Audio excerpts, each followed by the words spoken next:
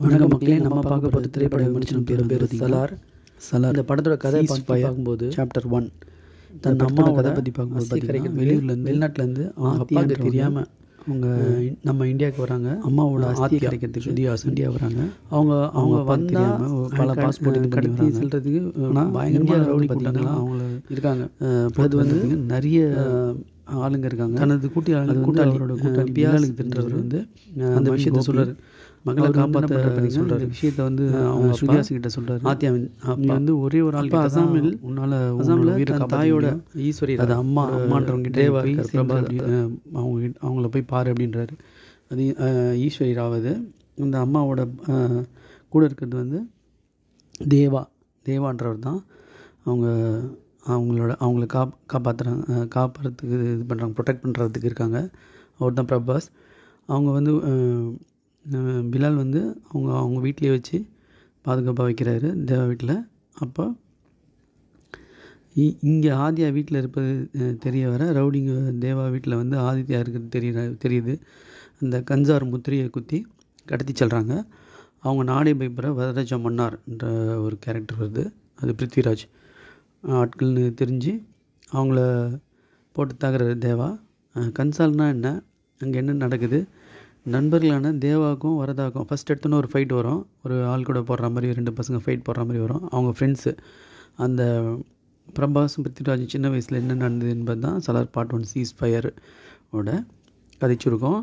So இந்த படத்தை இயக்குனது வந்து பிரசாந்த் நீல். இந்த பிரசாந்த் நீல் வந்து பார்த்திங்கன்னா கேஜிஎஃப்பில் ஒரு எக்ஸலண்ட்டான ஒரு 1-2ல் வந்து ஒரு ஸ்டோரி நரேஷன் ஹீரோயிசம் எல்லாத்தையும் வந்து இது பண்ணவர். இதில் வந்து பார்த்திங்கன்னா இந்த கன்சான்ற ஒரு நாடு அப்படியே அது அந்த சிட்டியை வந்து பார்த்திங்கன்னா அதை எப்படி அவங்க இது பண்ணியிருக்காங்க, அதை நரேட் பண்ணியிருக்காங்க, டிசைன் பண்ணியிருக்காங்கன்றதே வந்து ஒரு வித்தியாசமான அனுபவமாக இருந்தது. அதில் வர ஒரு ஃபைட்டாக இருக்கட்டும், அடுத்தது வசனங்கள், டெக்னிக்கல் சைடாக இருக்கட்டும், விஎஃப்எக்ஸ் எல்லாமே பார்த்திங்கன்னா ஒரு அன்பிலீவபிள் சீன்ஸு. பிரபாஸோட என்ட்ரி சீன்ஸு அதெல்லாம் வந்து பார்த்திங்கன்னா சான்ஸே இல்லை, ரொம்ப எக்ஸலண்ட்டான இருந்தது. ஃபைட்லாம் வந்து பார்த்திங்கன்னா 300ல் வர ஃபைட்டு மாதிரி இருந்துச்சு. ஒரு ஃபைட்டை வந்து பார்த்திங்கன்னா பயங்கரமாக இருந்துச்சு. ஆனால் அதையே ரிப்பீட் பண்ணி நம்ம பார்க்கும்போது தான் ரொம்ப அது கொஞ்சம் திக்கிட்டலாம் வந்தது. கன்சாலில் வாக்கெடுப்பு, அடுத்ததும் கேரக்டரின் பின்னணி, அப்புறம் நிபந்தனை என விரிவடையும் திரைக்கதை எழுத்து, அது புதுசாக இருந்தாலும் அது ஆக்ஷனோடு நிற்காமல் ஒரு பெரிய நம்மளுக்கு அது பார்க்கும்போது அந்த dark scenes, almost dark scenes அதெல்லாம் பார்க்கும்போது கொஞ்சம் நம்மளுக்கு சோர்வடைய வைக்குது. பிருத்விராஜ் வந்து செகண்டு ஹீரோவாக வர இருக்கார். அவரோட நடிப்பு அதெல்லாம் வந்து பார்த்திங்கன்னா இதில் அப்படியே ரொம்ப சூப்பராக பண்ணியிருக்காரு. அவர் வில்லன்ற ஒரு லீடு, பிரபாஸோட ஆக்ஷன். ஒரு இடத்துல சொல்லுவார், நீங்களாம் பைத்தியத்தாண்டா இருக்கீங்க, அவன் பிறக்கும்போதே பைத்தியமாக இருந்தவன்டா அப்படின்ற இது. ஏன்டா நீ வந்த 25 வருஷமாக எங்கே போயிருந்த, நீ ஏன்டா கூப்பிடல அப்படின்வாங்க கிளைமேக்ஸில்.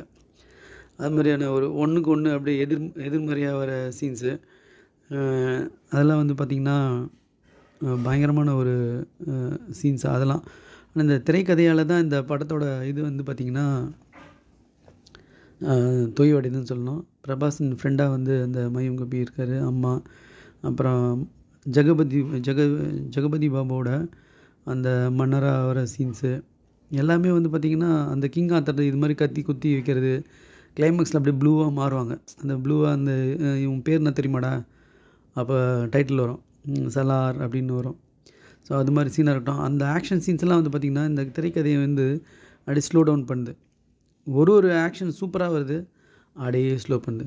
இந்த ஜான் விஜய் சாவடிக்கிறதா இருக்கட்டும், பாபி சிம்மாவோட இதுவாக இருக்கட்டும், ரமணா எல்லாம் இந்த படத்தில் வர ஒரு இதுவும் பார்த்திங்கன்னா ஒரு ஃபேஸ் காமிச்சிருக்காங்க. பாபி சினிமாலாம் அதை பார்க்கும்போது வேறு அந்த கலரிங் அந்த இதெல்லாம் வேறு இதுவாக காட்டுது. ஆனால் இந்த கேமரா புவனோட கேமரா இருக்கட்டும் எல்லாமே வேறு லெவலில் இருக்கும்போது இந்த திரைக்கதையோட இது வந்து அப்படியே எல்லாத்தையுமே வந்து பார்த்திங்கன்னா அப்படியே இது பண்ணுது. ஸோ எல்லா பிரம்மாண்டமான இது வந்து பார்த்திங்கன்னா அப்படியே இது பண்ணுது. ஸோ ரவி பசூரின் அந்த கேஜிஎஃபோட மியூசிக் டைரக்டர் அந்த சீனுக்கு பிளெண்டாக வைக்கிறாரு. இருந்தாலும் எல்லாத்துக்குமே காரணம் இந்த இந்த திரைக்கதை தான். அன்பரி மாஸ்டர் ஓட அந்த ஆக்ஷன் சீக்வன்ஸாக இருக்கட்டும், எல்லாமே அந்த 2 பேரோட அன்பரின்றவங்க வந்து 2 பேர் அந்த ட்வின்ஸு, நம்ம ராம்போ ராஜ்குமாரோட சன்ஸு. ஸோ அவரை பற்றி நம்ம சொல்லவே தேவையில்ல. அவரோட ஃபைட்டு இதை வந்து இவங்க 2 பேரும் காட்டுறாங்க. அன்பரியோட சார் ராம்போ ராஜ்குமாரோட சாரோட ஃபைட்டு வந்து விக்ரமில் வந்து நம்ம சொல்ல வேண்டியதே இல்லை. ஸோ அவங்க சன்ஸு நம்ம ட்வின்ஸு பயங்கரமான ஆக்ஷன் பேக்டு, அதெல்லாம் எதுவுமே நம்ம குறை சொல்ல முடியாது. Except the screenplay it was lagging there, அதுதான் நம்ம சொல்லணும்.